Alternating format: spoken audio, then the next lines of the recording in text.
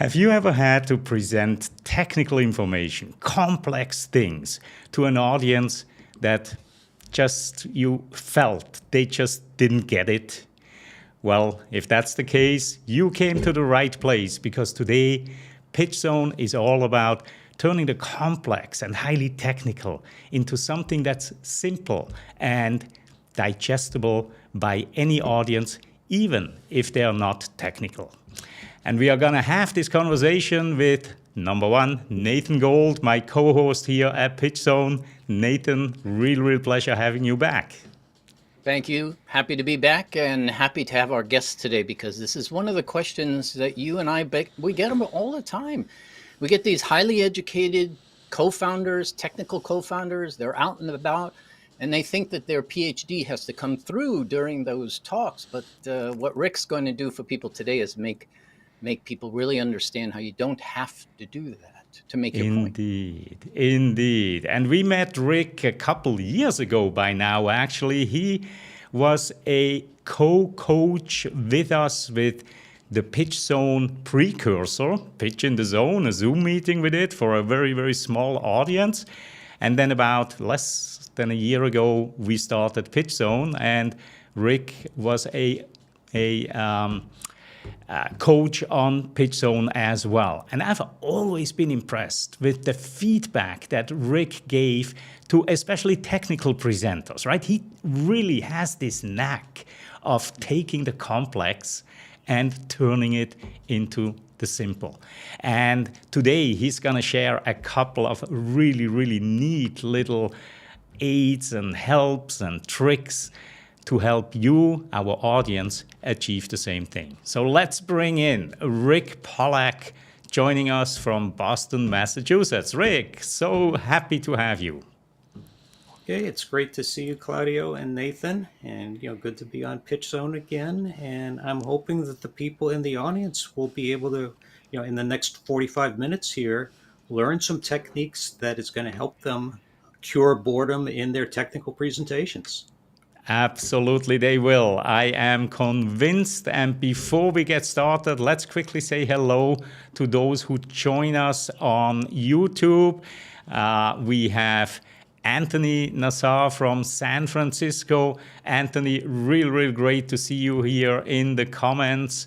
Anthony was our presenter last week, and if you missed that episode and you want to brush up a bit on your financial savviness, check out that episode with Anthony, showcasing your numbers. All right, we have a couple more viewers. If you want to introduce yourself in the comment section, I will bring up your welcome here. And while you do that, let's get started. And before we even dive into the technical aspects, Rick, those who have watched PitchZone for a couple episodes, they know you already. What can you share with our audience? Something that is a fun fact about you that people may not know, even those that know you. Some fun fact to get us started here. Well, for those people who know me, they know that I spent 35 years working as a sales engineer for Motorola, and I was traveling around the US and Canada giving technical presentations, and went from being a very bad presenter, as I tell people, if you've heard of death by PowerPoint, I was a serial killer, and I've done that. But I think what a lot of people don't know about me is that I'm a jazz musician as well. And I think, wanted to take a few minutes today, Claudio and Nathan, to talk about some of the parallels about how a jazz musician prepares and is capable of improvising at a moment's notice when things change, and how technical presenters need to learn how to do that as well. That's actually a great lead-in, because in my LinkedIn post, I was mentioning that link between jazz and storytelling and presenting, that this is one of the angles that you take. And I saw that on your website. So tell us a little bit more about, where is that link between jazz and presenting? Okay. Well, Jazz really is about having a song with a structure, and it really doesn't matter what type of music you like. You might hate jazz music, and that's okay, but you still can learn a lot from that. And what jazz would be is you have a song with a set structure, and there's a set melody. And as a jazz musician, what you're going to do is improvise and give your interpretation of that melody. Say something that's uniquely your perspective on that melody and be prepared for changes. So, as an example, a jam session where jazz musicians get together. Sometimes it's friendly, but sometimes it can be like an investor meeting. So I think there's a parallel for people there. And jam sessions where you're being tested as a musician, just like a founder is being tested by investors. It's kind of a cross between Shark Tank and Survivor. People in the jam session are trying to trip you up. And I will give an example. Back when I first started out, I was in college in the early 70s, and I'd been taking guitar lessons at Berklee College of Music, which is a top school jazz. I was studying engineering at Tufts University, but I decided to take private lessons, and I got in as a student. But I went to a jam session with Berklee students, and I knew some songs basically like in one or two keys, and I said, "Okay, I'll sit in." And they look at me and say, "You don't know anything. We're gonna show you." And we're playing a song called "Now's the Time," and I'm in the key of C, and it's getting time for me to play a solo, and someone holds up two fingers like that. This is the early 70s. I thought it was a peace sign. I thought they're saying, peace, love music. What the two fingers meant was we're changing from the key of C to the key of D, two sharps. Okay. I did know that, and I was terrible. Okay, well, I've got to learn. So what I had to learn is that, okay, I'm going to have to learn the song in all 12 keys. And if someone puts up three fingers, that means three sharps. It's also the Boy Scout symbol of being prepared, but you've got to be ready for that. And it could be at any tempo, something faster than you're used to playing. So if you're in an investor situation and they say you had a half hour, and all of a sudden they say, "Hey, we've got to go. You've got 5 minutes." You've got to just improvise on the spot, but you've got to be prepared. You've got to know that. And I know, Nathan, you've talked about that before with a lot of clients that you've coached, where something happens. I think you're telling about at a TED talk that you coached there, in the microphone failed and other things where people they throw curveballs in Q&A. So I think it's a great preparation of being prepared for anything changing, from learning things, and have that preparation, and that's going to give you confidence. And there's no reason to be afraid of that change either. And that's one of the beauties of going into a situation where you use your what's built in. You use your internal force to deal with the situation and not be too scripted and too long-winded, which brings me to my question for you, Rick, and that is, in the startup world, I know Claudio and I have seen, and I'm sure investors have seen, presenters start with the problem, and they go on and on and on until people fall asleep with their eyes open. Right. Now, on your list of the things that you do for your clients, it said, can you describe the problem in under 10 words? Right. Can you talk to our audience about the value of being able to do just that? Because with investors, they're not dumb. Unless you're presenting to the wrong people, they're not dumb. Right. They've heard. They know what a problem is if you describe your solution a little bit better. But can you help our audience? What do you recommend? How do you coach people to literally state your problem in under 10 words, which is 9 words or less? That's right. Or 9 words or fewer, I think, if we're the grammar police are coming after us. But, Thanks or for maybe that. not. Thanks for that. I always get confused on that, and then I realize it really doesn't matter. It doesn't matter. I can take it. So, thanks for calling me out. I appreciate that. Oh, well, that's no problem, Nathan. So I'm always happy to help you out. But I think what people, a lot of things, they spend too long on the problem, on that. And I've said 10 words or fewer, and making sure also that you could send that out in, you still can call it a tweet even though it's X now, but it's something that you want people to remember for that. But you don't want to spend that. And I think, as you said, the investors are intelligent people, and I think a lot of technical presenters make the mistake and they say, oh, this is technical. These people are non technical. I have to dumb it down for them. And when you dumb something down, you end up talking down. And that is not good. Investors don't like being talked down to. Nobody likes being talked down to.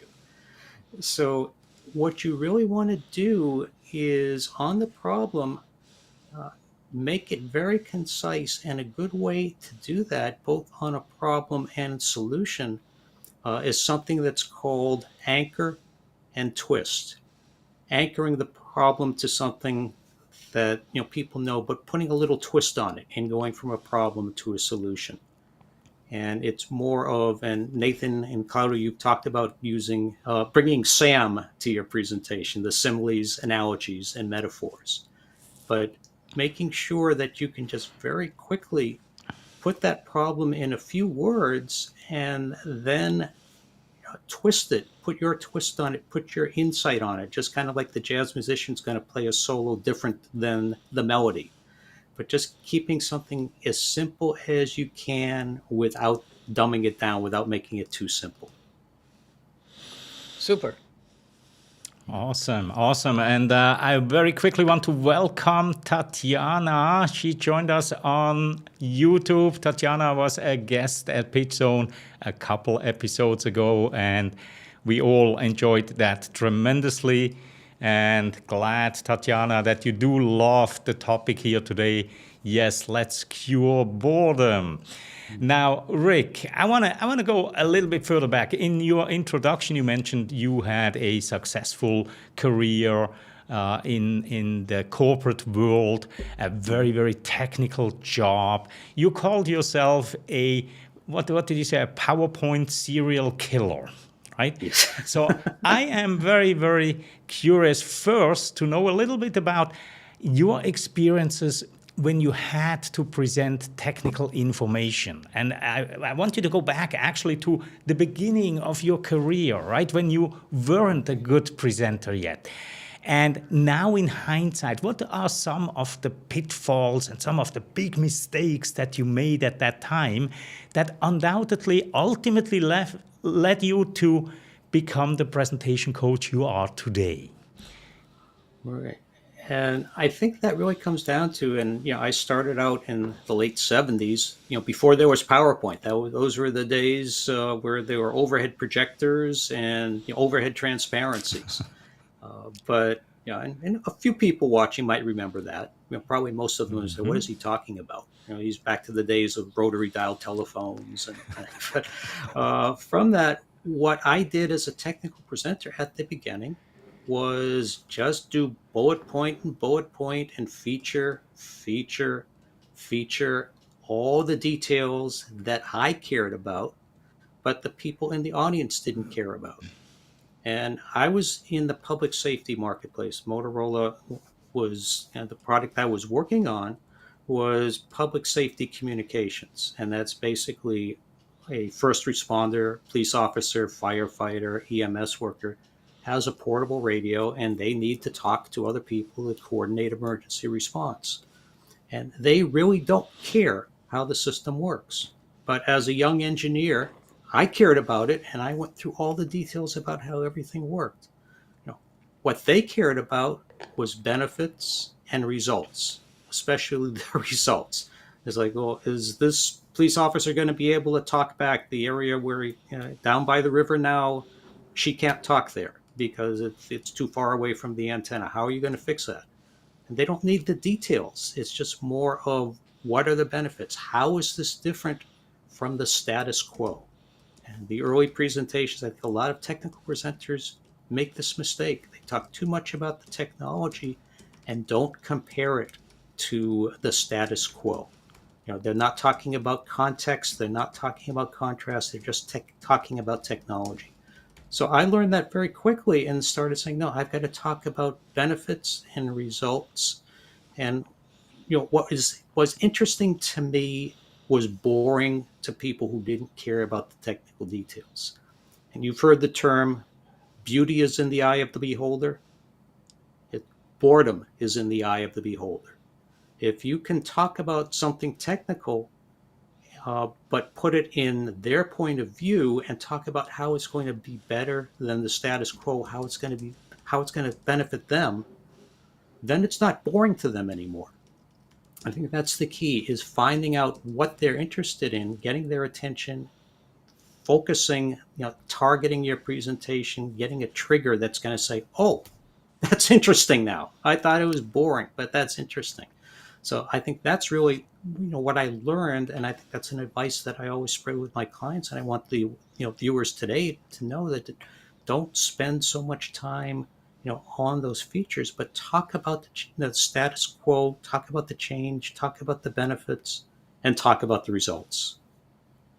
Rick, that's really powerful what you just said, and I hope that everybody listening really takes that to heart, because we don't buy, none of your customers buy features. They buy benefits. They buy the results. They buy the impact, like Rick is saying here.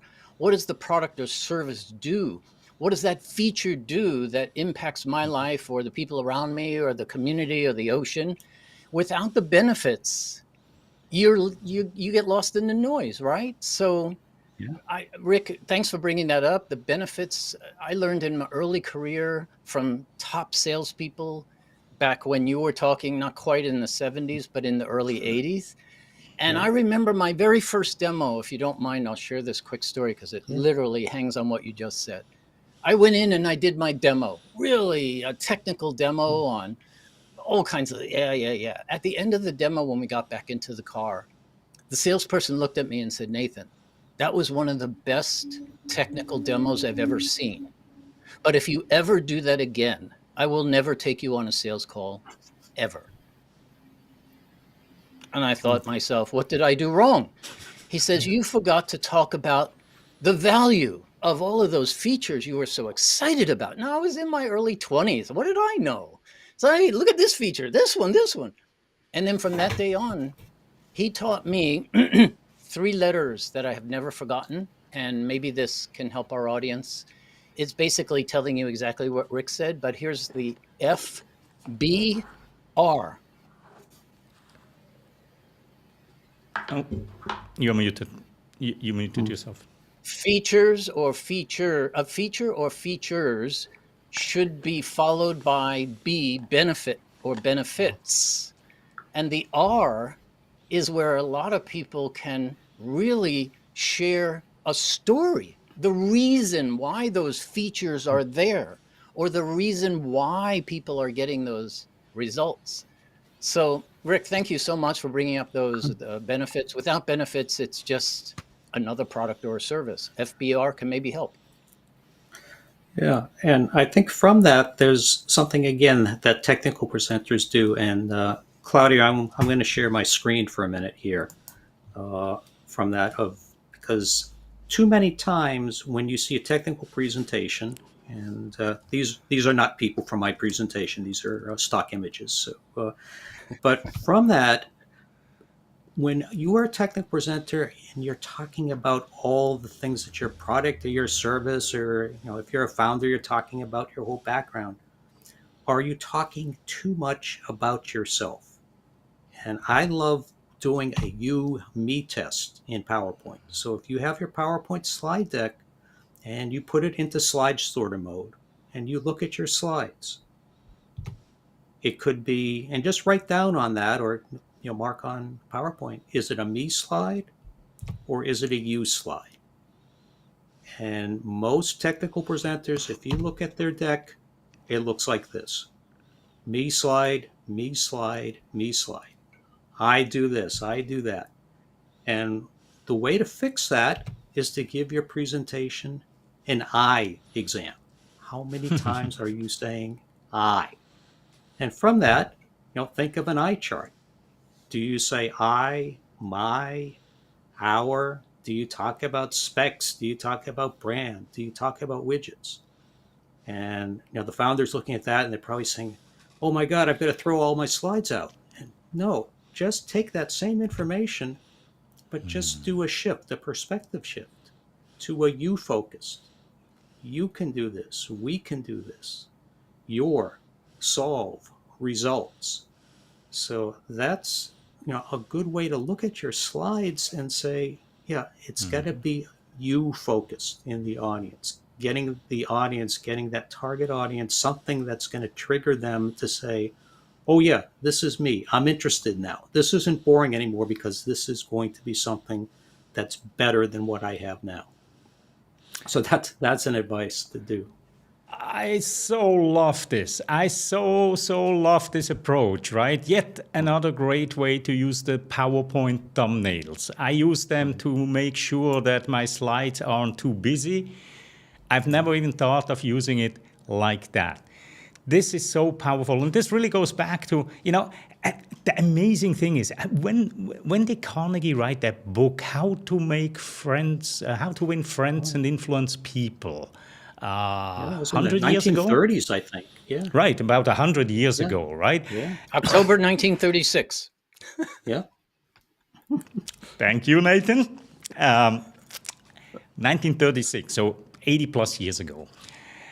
And daily, in our jobs as coaches, daily, we still have to remind other people it's about you, not me, right? And so I love this quick check. Now, what are your ideas? No. Let me quickly step back and actually go to the comment section, because Tatiana asked a question that I think definitely needs to be answered. How would you distinguish benefits from results? Either one of you.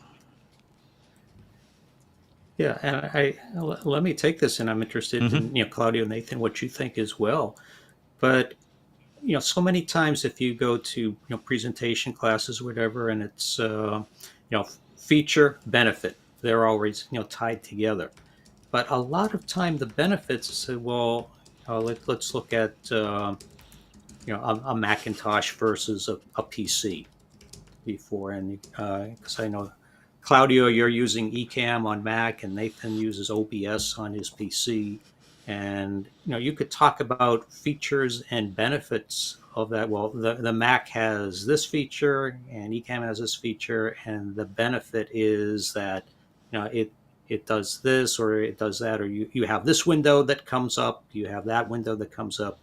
But a lot of times the benefits in people presenting that don't tie the benefits to results. The benefit could be that it runs 20% faster than a PC. And so, well, the features had a benefit, it kind of clouds together. But the results, and Claudio, if you were telling Nathan, hey, Nathan, you really should, when your PC gets a few years old, you should buy a Mac and you should use Ecamm. And you could start going through all the features and benefits. But Nathan might say, well, what are the results? Am I still going to be able to, give a virtual presentation using OBS software? So it's more of, is he going to get better results? Is he going to get a value that's going to make it worth switching to the Mac and relearning everything and doing that? So I think that's kind of the differentiation to make. Is a benefit is one thing, results is what a person's going to value, and it's going to help them make a decision saying, yeah, that's a nice benefit, but it doesn't apply to me. It's not going to help me. This is very, very nicely put, and I hope it answers your question, Tatiana, because this is a discussion. Your example that you mentioned is a discussion that Nathan and I have had so many times, and probably still will have so many times, because I have been trying to pull him over to the Mac and Ecamm side, but to no avail right now. And so maybe I need to work on those results a bit more because I've been focusing on the benefits. Absolutely. Perhaps. Perhaps. Rick, I just wanted to throw one more thing that you inspired me with, that you, me on your deck there. I don't know how you put the me or the you on the actual slide itself, but I think as I was watching you do it, I thought, wow, instead of putting the you and the me on it, as if I wanted to take somebody else's deck, and all I have to do is click skip slide on the me's and see how many slides are still live. And that's all the yous. And turn your dark slides, your skip slides into you slides. That really resonated for me today. Thank you for that. Oh, great. Yeah, I have it's another something- question though for you. Sorry, Sure. go ahead. No, I was just going to say, yeah, it's something that presenters forget to do, but it's really about connecting with your audience, and that is really about curing boredom. If you're not connecting with the audience, if they can't see, something, if you're talking about a problem and they say, "That's not my problem," or "I'm not getting any benefit from it," and Nathan, I mean, Claudio's probably been talking to you for 3 years. You should get a Mac, and Nathan, you kind of say, "Well, no, I'm not going to get a Mac," and anything else Claudio says, all the technical details, Nathan's really not paying attention. He's not focused on that. He says, "No, I'm happy with my PC." Right. So, right. yeah, And here is the it's reason. that- Tatiana mentions the reason here why, right? So we as a team can appeal to all users, and that's actually exactly the reason behind it, because many times, Nathan got close, and then we go like, but wait a second. We do a lot of co-coaching together, and we have clients that are on Windows and on a Mac. Yeah. Stay on Windows, Nathan. Stay on Windows. Absolutely right, Tatiana. Yeah. And Nick Pup joined us here on Facebook. Nick, it's great to see your name. I hope all is well in Bangkok with you. All right. So while we are looking into the comments, I'm actually curious about the audience, those who are have joined us right now. What are your struggles when you present technical information? What are the things that you struggle with? Is it finding the right metaphor? So I'm really curious. So if you want to put that into the comment box while we are continuing here, would be absolutely fabulous. Now, Rick, we just talked a little bit about technology. We talked about PowerPoint, and there are so many tools out there. You said you started out with overhead slides and the actual real 35 millimeter slide decks, the things that you definitely didn't want to drop on your way into a client meeting, which probably happened to all of us at one point. Of all these years, what are or were some of your favorite tools to help engage an audience and help to make the technical more palatable? Yeah, and I think even though you're talking about technology, you can't say that technology makes or breaks the presentation. I think one thing that I've found was most effective is not worrying about the technology. Make that presentation interactive. And I have on, and I'll talk a bit about a worksheet that our viewers can download. There'll be a link at the end. But talking about what I call the 3 ins: interesting, insightful, and interactive. And thinking more of back to the thing about learning from jazz musicians. Jazz musicians don't play the melody note for note. If you're presenting, you're not reading things word for word off of your slides, or just reading the spec sheet or doing a list of features and benefits. One thing that technical presenters need to do, and I think this really helped me a lot, is showing some insight. I mean, if you're just saying feature, benefit, results without showing your personality, your knowledge, your insight, why are you there? You may as well just email them the spec sheet, or they can look it up on Google or type into ChatGPT. How do I solve this problem? You have insight. And as someone working in that field for a while, if you're a founder, you have that insight there. You want to show that. That's got to be worked into your presentation of your insight. And then interactive, slides and PowerPoint kind of get in the way of interactive, because the tendency from PowerPoint, I mean, even if you open up PowerPoint, what does it ask you to do? Bullet one, bullet two, bullet three. A story that's interactive, of talking to people, stopping, asking questions, and keeping those slides in the background, whether they're 35 millimeter slides or PowerPoint or Keynote or whatever else. It's something that you want to be interactive, show your insight, and keep it interesting by focusing on the audience, what they want to hear, what's going to get them excited. Well, Rick, that's a perfect segue over to the next question that I have for you, but I want to start it out with a good friend of ours named John Bates has always said, make the audience the hero in your talk, not you. Right. Right. And when he said that to me the first time about 13 years ago, it was in reference to a coaching exercise assignment he was doing for a TED speaker. Now, I know you've coached TED and TEDx speakers as well. Right. Can you talk to the audience a bit about how do you take some heavy technical stuff and go out there on a stage like a TED stage for 9, 12, 18 minutes and leave a lasting impression in the minds of the world? What do you tell somebody who comes to you and says, okay, here's my technical stuff, now what? I'm curious. Yeah, and I love doing TEDx coaching, and a lot of the principles of TEDx will go into a technical presentation as well. But the whole concept of TED is the idea worth spreading, and that's one idea.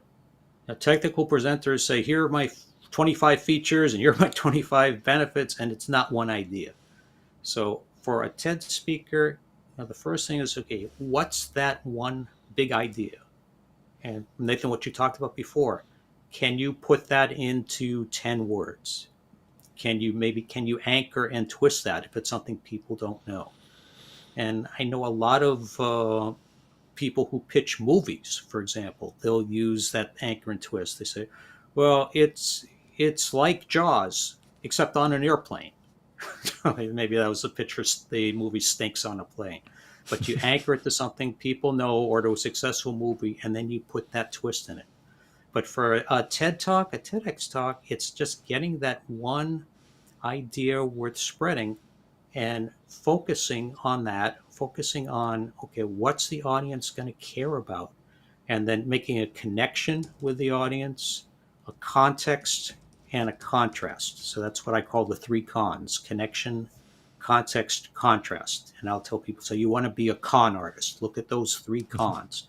But a TED speaker and an investor pitch speaker, founder, anyone really, connecting with that audience, getting context and contrast on that big idea. So, someone, this is my big idea. We're going to clean up the oceans. What's the context? If we don't do it within 2 years, it's going to be too late or whatever else. And then the contrast is, that's a great place for, before and after stories, or with or without stories. So that's a concept that, and a structure that not only works for a TED Talk, but it will work for an investor pitch, a product presentation, but focusing on that connection, the context and contrast, and staying away from all the technical details, but just focusing that in terms that audience is going to connect with, to be excited about, and sharing your enthusiasm. As we know, enthusiasm is contagious. So if a TED speaker is really enthusiastic about a topic that you've never heard of before, if they make it relatable and show their enthusiasm, they're going to transfer their enthusiasm to the audience, just like you as a founder can transfer your enthusiasm to the investors, but make sure it's something that they understand, that context and contrast and their reason to care. Thank you. Claudio, let's go to that comment from Tatiana. Yes, yes, That's a because it's another C word there, right? And I saw once some statistics about, the most successful TED Talks. And the amazing thing is that the more views they got, the more they also evoked laughter during their presentation, right? So Tatiana made the comment that she's actively working on adding more analogies to her teaching and her communication, and that's definitely a great way to start. And humor, right? Tatiana, you don't consider yourself to be that funny. I think you are funny and definitely, definitely playful. But what are your tips if somebody comes to you as a technical presenter and says, look, I'm just dry. I'm a dry presenter. I'm not funny. I'm not. How do you loosen them up a little bit? What are your top strategies? Either one, Nathan or Rick. What are your strategies to help them loosen up a little bit and add a little bit whimsy to their message? Yeah, and I'll go first, and then Nathan and Claudio. I'm interested in that, but besides enthusiasm is contagious, fun is contagious. I mean, if you are talking about a topic, and I know Anthony was on PitchZone last week, and he's talking about numbers, and a lot of people find all the numbers boring. But I think Anthony, and I remember from last week, he's talking about something that's going to get people interested and say, well, of all these numbers on a spreadsheet that probably make your eyes glaze over, the investor is going to look at these three numbers, or these are the three things that they're going to care about. And as I remember from Anthony, he was presenting it in a fun way, in a humorous way of saying that this, and I think even talking about before, talking about something maybe an embarrassing moment for you, making yourself human, and also showing some humor. Talking about a funny incident or something, but having a moral to that story. So you're not up there as a stand-up comedian. You want to have some humor, but I think that comes more from enthusiasm and knowing that you really enjoy this, and then you can laugh about a few things. But it's more of, in my case, I'm not giving out one-liners, but I'm talking about cases where maybe I gave a presentation and someone started snoring, where I was at a jam session and someone changed key and I didn't pick up on the cue. So it's more of something that you can laugh about it. And again, it's the audience is the hero. You can be the fall person if you want, and say you can make a joke about yourself. You're not making fun of the audience, but just talking about something there, and that adds some humor, and it also makes you more human and a better connection with the audience. And Nathan or Claudia, what do you think? What have been your tips? Well, I have one I could throw on the table, and that is not all of us are born or meant to be funny. And it's hard to be funny sometimes when you try too hard. So my recommendation is, whether it's trying to be funnier, as Tatiana says, or be happier, that's Tatiana's power. Her superpower, she's a really happy person. So if you're happy, you don't almost have to be funny. But if you want to be funny as well, my recommendation is this. 2, 1, spend some time with some improv classes, because improv will teach you how to think on your feet and how to take things that have happened right in front of you and then use an analogy that could all of a sudden go, what? Oh my God, that's the funniest thing I ever heard. And it just came up like that because you're trained. You know how to take things that have come out on the spot. And that's what improv is all about. And I love improv. I'm not a funny person, but there are times when improv is just the perfect tool to say, oh yeah, it's what Joe said. And then everybody cracks up. Why? Because of what Joe said. And the other thing is, use ChatGPT. Take what you have for a boring slide, go into ChatGPT and say, make this funny, add humor, and paste in what you normally say, and then take what it says and maybe try to use it, but don't try to be too funny. Because, unless you're really willing to fail in that and pick up your boots when you fail, that's a pretty hard thing to require from yourself. So that's it. Done. Well, all right. No, All and right, all right. So, yeah, and, um, and yeah, and Claudio, I know we're running short on time, but yes. Claudio, when he put the description on LinkedIn and YouTube, he said how to turn a technical presentation and make it as exciting as a rock concert. And I said, well, first I said, well, the first thing to do is avoid hyperbole because that's never going to happen. But then I said, well, let me put some slides together here because when you are presenting information, technical or not, to become a technical presentation rock star, really the first thing to do is connect with your audience. It's about the audience. It's not about you.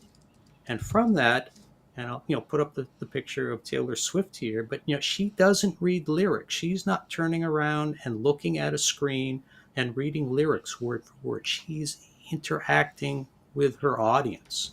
And so many presenters, they think the slides are their presentation, and they will go through and use their slides as a teleprompter.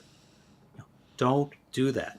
If you're giving a presentation, you want people to change, you want people to act, invest in you. If you're just using PowerPoint as a teleprompter, the only change is going to be from wakefulness to sleep. You're going to put them to sleep. And I will give an example here of Bruce Springsteen, who happens to be in Massachusetts. He's giving a concert tonight at 75 years old. But Bruce is, he will interact with his audience. And Tatiana, I sent her a note after she sent it last year, and I know she's an adjunct professor. I was a guest lecturer to a group of college freshmen at Curry College outside of Boston a couple of years ago. And at that time, I put up this slide, and I had a bunch of blank stares. And the professor, who was a friend of mine, looked at me and says, "Rick, the kids don't know who that is." I said, okay, well, that's why I put Taylor Swift in. They all know who Taylor Swift is. But the slides aren't your presentation. Think of your slides as your backup band. Now, they are there to support you. You're there to interact with the audience, to be insightful, to be interactive, to be interesting. Those slides are there to support you. They're not the presentation. The technical information doesn't matter as much as connecting with their audience, showing your insight, and making sure you've got a great call to action. I love this. I love this. And we could go on for another hour. Unfortunately, we are getting to the top of the hour here, and we still have questions in the comments. I believe we do not have time to deal with them today, which is a good news because that means Rick will be coming back at one point because we do want to have those answers to those questions. But if you have any burning questions for Rick, visit presentationmedic.com. And Rick also has this resource. It's his presentation planning worksheet. The QR code is up on the screen. Click on that. Rick, do you want to mention one or two words about this? You have about 1 minute left. Right. And the worksheet it's fillable. It's a PDF that you can type information in. But I've talked about this before. If you're giving a technical presentation, you want the audience to understand. You want to give them a reason to care. You want something they can remember. So that's the first page. The second page is those 3 N's: interesting, insightful, and interactive. And that third page is the 3 cons: connection, context, and contrast. And it's things, fill that out when you're planning your presentation, and that's really going to help you. Whether it's a TED Talk, whether it's an investor pitch, whether it's a product pitch, fill that out. And if you have any questions, contact me. There's contact information on my website. But and I think just the final words here, but if you want to be a presentation rock star, you've got to prepare like a jazz musician.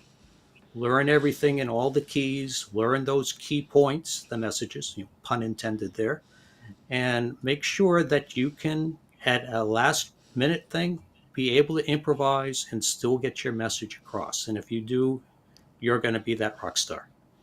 Oh, a perfect close to this session here today. Thank you very much, Rick. Thank you, Nathan, for being here. Thanks everybody who joined us live on YouTube and those who are watching the replay. And we will see each other again next week for PitchZone number 47, 48, something like that. So wherever you are in the world, I wish you a wonderful morning, afternoon, evening, and we shall see each other then. Bye.